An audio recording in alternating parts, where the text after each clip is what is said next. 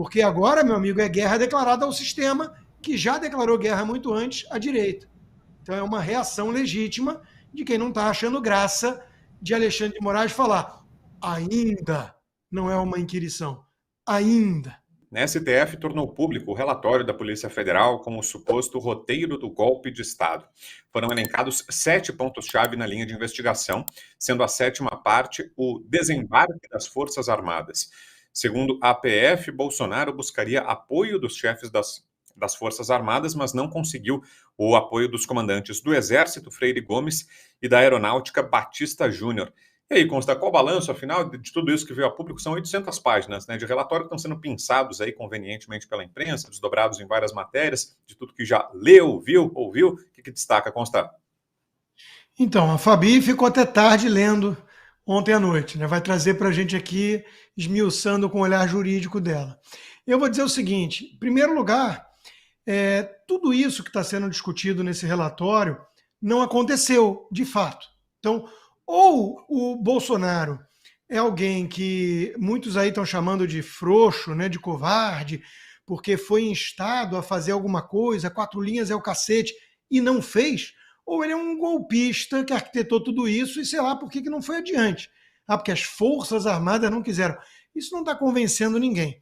Então, Brown, de concreto, sem ficar no mundo das ilações, especulações, o possivelmente queria isso, faria aquilo, né? De concreto, não teve nem sequer uma tentativa de golpe. Isso não aconteceu. Nenhuma força militar foi mobilizada para nada, não teve nenhuma movimentação de tropa, nenhum tanque indo para a rua, não aconteceu nada que estão falando que foi uma grande ameaça que escapamos por pouco. Então, de novo, quando o Pedro grita lobo 6 vezes no quintal, a mãe dele não acredita mais. O que a gente sabe é que a turma que está falando golpe, golpe, golpe, golpe, e agora usando esse relatório como embasamento, é a mesma turma que chama manifestação de golpista, é a mesma turma que chama batom em estátua de golpe, é a mesma turma que está insistindo que houve um golpe desde o começo. Aliás, nesse relatório, eles também falam que o golpe começou em 2019. Ou seja, o Bolsonaro assumiu pensando em golpe. Isso tudo é meio ridículo até.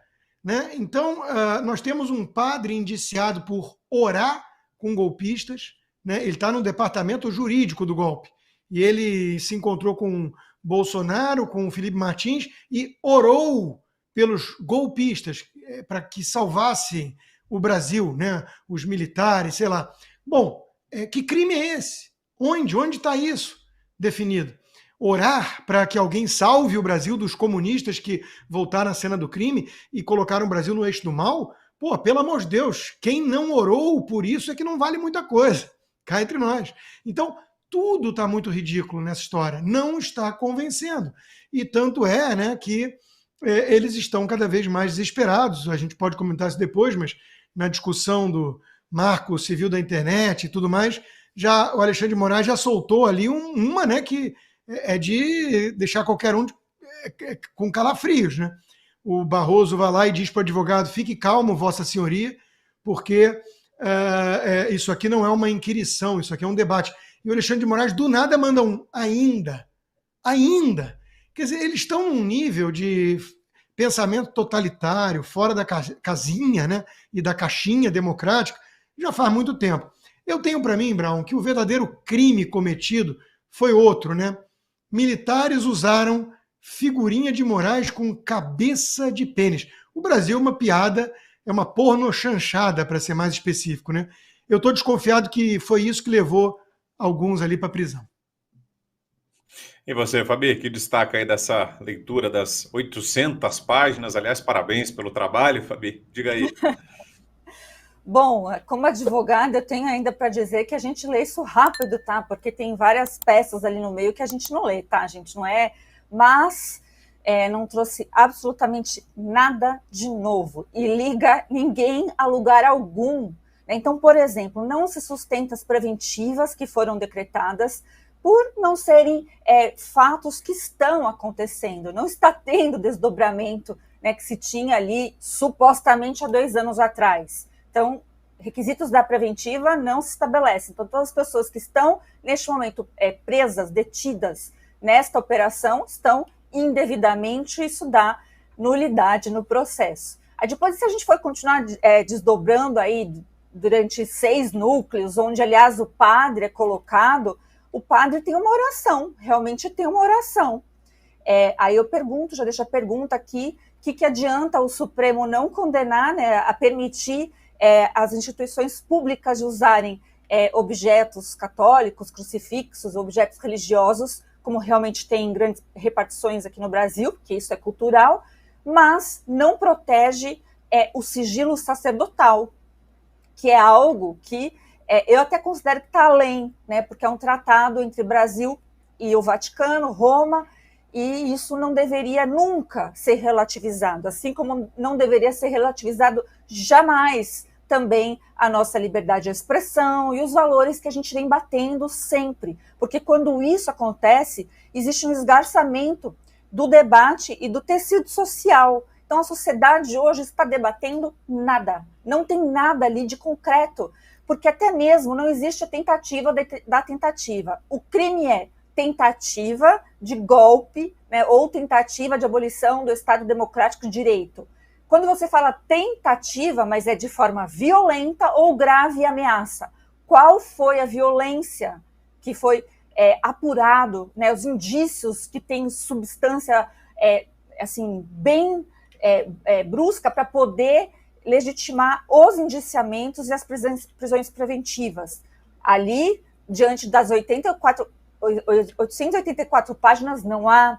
E mais, os áudios vazados desses militares tira o Bolsonaro disso, não o coloca, porque ali é dito entre eles isso que o Constantino falou aqui no começo, né, que o Bolsonaro não falava desse assunto, que ele queria as coisas dentro das 4 linhas e não existe conversas de ministros ou gente que realmente estava no governo.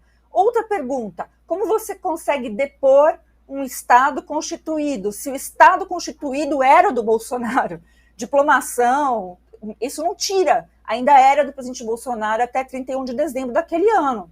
E o 8 de janeiro também não tem ligação, não pelas provas trazidas nos autos, a não ser que um bando realmente de aloprados, infelizmente militares, estavam brincando, né, de polícia e ladrão, provavelmente. Mas esse tipo de cogitação eu não vejo como crime, muito menos os crimes elencados no artigo 359 L e M, como diz aí, né? E vamos ver se a Procuradoria-Geral da República vai bancar isso, porque será, assim, bem temerário, né? Vai contra todas as normas do direito. Não sei se nós estamos ainda sendo governados com normas, com democracia de verdade, porque a lei é a democracia em seu estado representativo, ou realmente estamos numa ditadura, né? Então, os próximos meses nos responderá. Vamos falar sobre um outro caso, o caso do deputado Marcel Van Hatten. Tivemos o posicionamento do presidente da Câmara, Arthur Lira, sobre aquele pedido de indiciamento do deputado Van Hatten. Ele foi intimado pela Polícia Federal a prestar depoimento, e aí Lira disse o seguinte: ele orientou deputados a não comparecerem, a não depor na Polícia Federal por discursos em plenário. Ele se refere tanto ao deputado Marcel Van Hatten quanto ao deputado Capitão Gilberto, do PL, que também foi alvo de do mesmo procedimento, de uma investigação da Polícia Federal, e aí foi intimado para prestar depoimento por causa de um discurso feito na tribuna da Câmara. E aí, Constância, o que achou dessa resposta do Arthur Lira e qual o peso político, a sinalização que ele dá com essa mensagem? Eu vi também que o Arthur Lira ia ou ligou para a Polícia Federal, né? Eu acho isso o mínimo que se esperava dele. Eu acho ainda muito pouco. Assista também o Bradock Show ao vivo. Pela gravidade do que está acontecendo com o Congresso, desde o caso Daniel Silveira, né, eu esperaria dele, se realmente quisesse defender a independência da Câmara, uma ação muito mais enérgica. Seja ela em atos concretos, seja ela em externar publicamente o absurdo e a revolta, a indignação com o que está acontecendo, né? Não é hora dele ser comedido e agir nos bastidores e com calma e diálogo. É hora dele vir a público como presidente da casa e dizer que isso é inaceitável, que nós não podemos tolerar o artigo 53 ser rasgado dessa forma diante dos olhos de todos os brasileiros por quem deveria ser seu guardião. Isso é muito grave. Ministro do Supremo colocando o deputado em inquérito, Polícia Federal indo lá e indiciando um deputado por uma fala na tribuna sobre uma denúncia de um delegado da Polícia Federal. Quer dizer, qual é a imagem que isso passa para o mundo e para o Brasil? De que se você ousar fazer o serviço, o trabalho que você foi eleito para fazer, de fiscalizar, de denunciar, de apontar problemas, né, em agentes do Estado, você vai ser perseguido e a Câmara vai deixar por isso mesmo? E vai dizer que não existe mais imunidade material do parlamentar? Isso é inaceitável. Então, Lira, muito pouco e muito tarde. Desde o caso Daniel Silveira já ficou claro que uma porteira se abriu para passar um boi, né? Vocês chamam de gado, né? Os bolsonaristas, passou um boi. Agora vai passar o gado todo. Agora vocês estão achando que vai ficar restrito à perseguição de gente de direita? Acabou a prerrogativa da imunidade na prática. E isso é muito perigoso para a democracia. Então, Brown, eu quero que o Arthur Lira e o presidente do Congresso, o presidente do Senado, porque em que pese ser um deputado alvo, ele é o presidente do Congresso, como presidente do Senado. Rodrigo Pacheco precisa se manifestar. Mas aí, né, é mais fácil esperar que o Lula se transforme numa pessoa honesta, ou seja, é impossível. Diga, Fabi. Bom, falta muito. Aliás, isso não foi nada. De verdade, não foi nada, porque nós vimos o rompimento real da Constituição, a quebra da Constituição Federal acontecendo ao vivo e a cores. Não é a primeira vez, mas nunca foi tão escrachado. O Van Harpen foi lá e criticou um delegado de polícia dando nome. Né? Ontem eu expliquei aqui, falei que faz parte, inclusive, da sua função, né, de fiscalizador. Se foi acima do tom, abaixo do tom, não importa, isso foi na tribuna. Nenhum deve ser, ao menos, nem indiciado, investigado, colocado sob suspeita, conselho de ética, nada disso deveria ocorrer com frases e palavras e posicionamentos de uma tribuna. Então, assim, o primeiro, Arthur Lira, ele já deixou a desejar no caso do Daniel Silveira. Talvez os deputados não falem isso, porque, obviamente, estão comprometidos até com o próprio Arthur Lira, mas nós não. Então, deixou a desejar. Parece-me que foi prometido algo e nunca foi cumprido. E, diante disso, diante dessa covardia lá de trás do Arthur Lira, nós temos hoje um homem preso, uma mulher depressiva e uma filha chorando. Estou fazendo drama? Não, estou falando da questão real. Daniel Silveira, da sua esposa e sua filha. Ainda tem uma mãe também que está sofrendo muito, porque sim, ele tem mãe. Bom, e aí a gente viu isso continuando. Abriram precedentes perigosíssimos.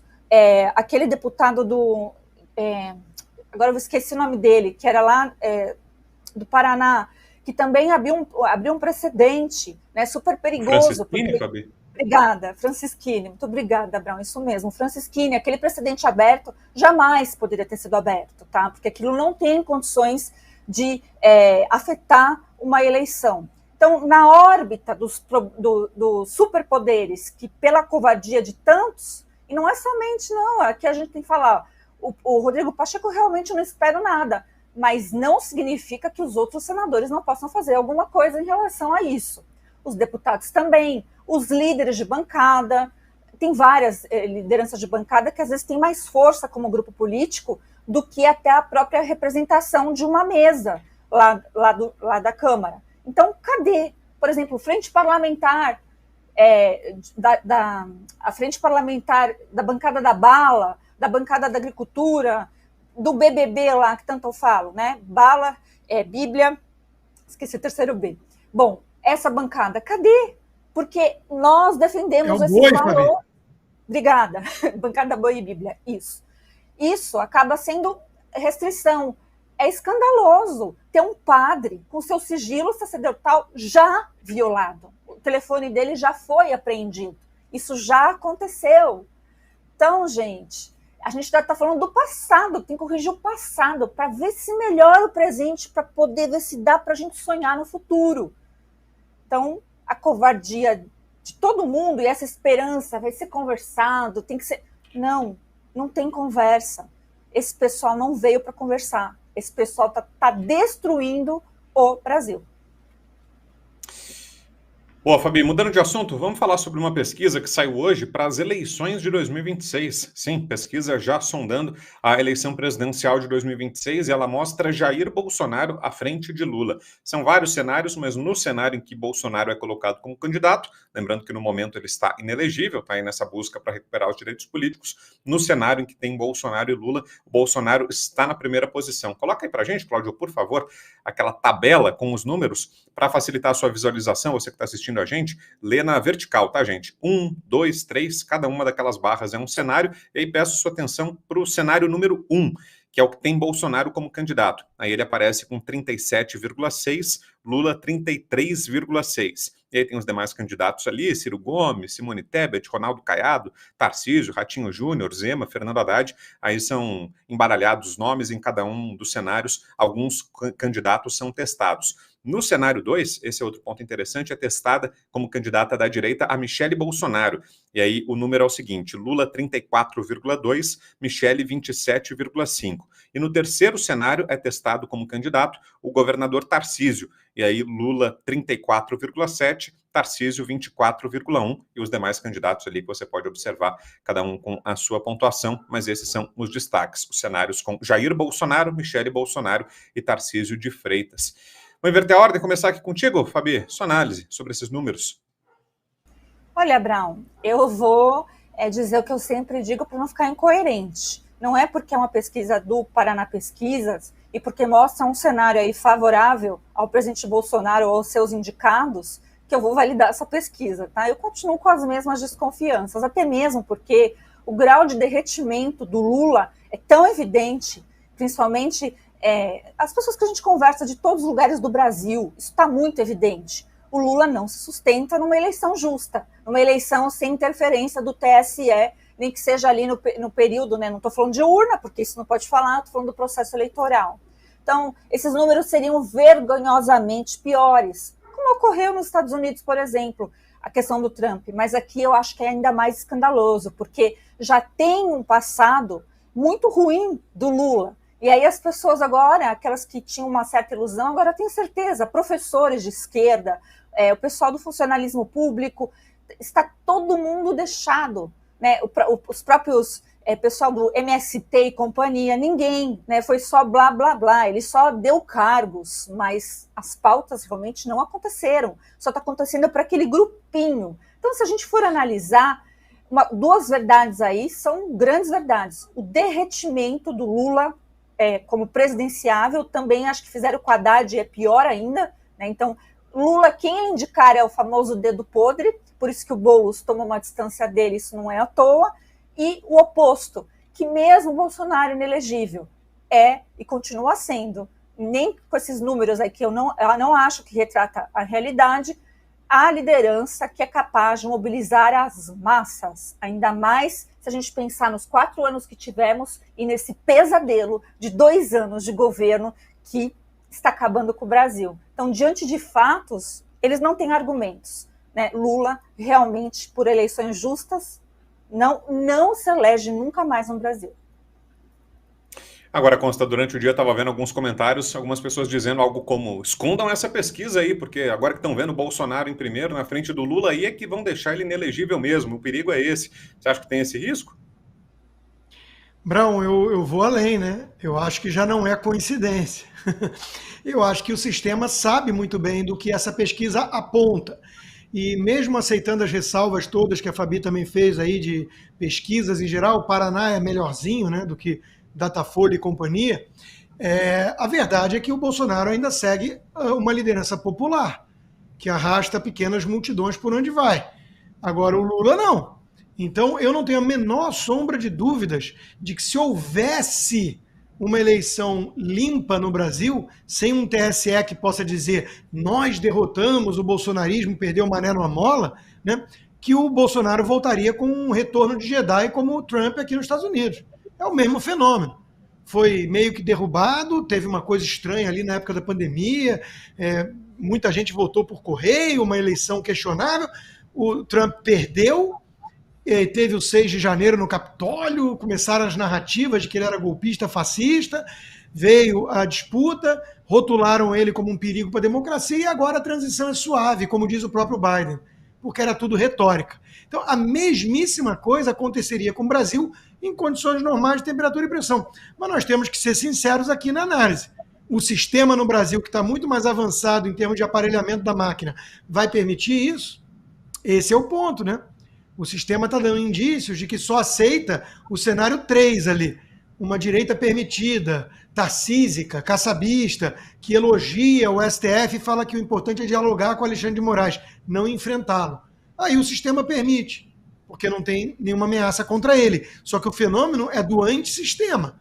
O que nós queremos ver é alguém antissistema indo para cima do Alexandre de Moraes e do STF, que vem abusando do poder.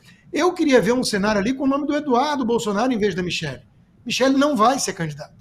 Michelle, no máximo, pode ir para um Senado da vida. Para presidente, talvez devessem rodar um cenário com o Eduardo Bolsonaro.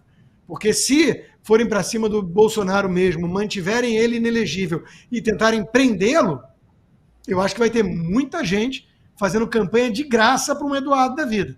Metendo a mão na massa. Porque é aquela coisa, né? Primeiro você vota em Bolsonaro com algumas dúvidas, querendo ver qual vai ser, é o personagem do Mel Gibson mais civilizado de algum filme qualquer.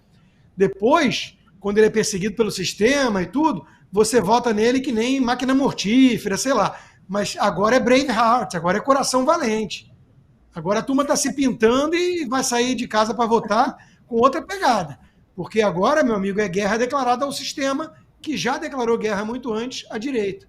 Então é uma reação legítima de quem não está achando graça de Alexandre de Moraes falar ainda não é uma inquirição. Ainda. Para nos assistir hoje, ao vivo, às 20 horas, clique na playlist.